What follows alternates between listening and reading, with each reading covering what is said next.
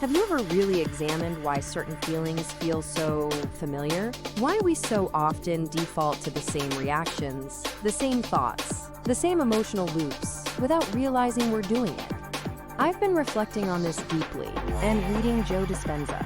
He talks about a striking truth. By the time we reach our 30s, about 95% of who we are thoughts, behaviors, even our emotional reflexes, are no longer conscious.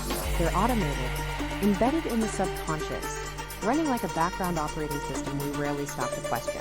But here's what's even more compelling. Over time, our bodies begin to memorize emotional states. Not just recognize them, but anticipate and recreate them, even before the mind consciously registers what's happening.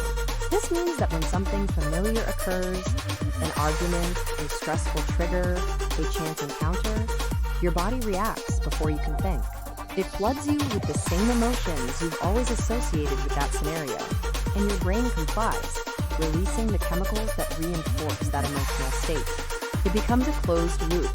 Emotions fuel thoughts, which generate more emotions, which creates more thoughts, and so on. This feedback system is what gives rise to what's called the known future.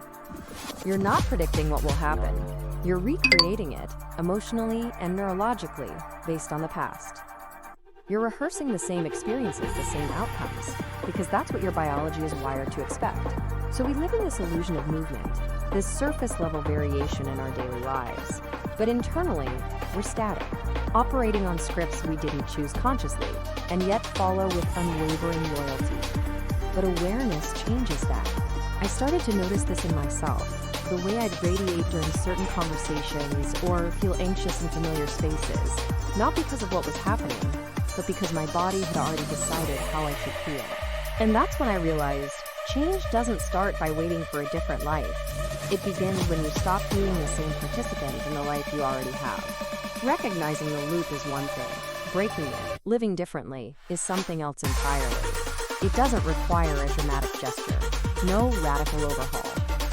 Just the quiet discipline of noticing. Noticing that moment, however fleeting, where you're about to react, where your body starts to tense, where your thoughts begin to race down that familiar path.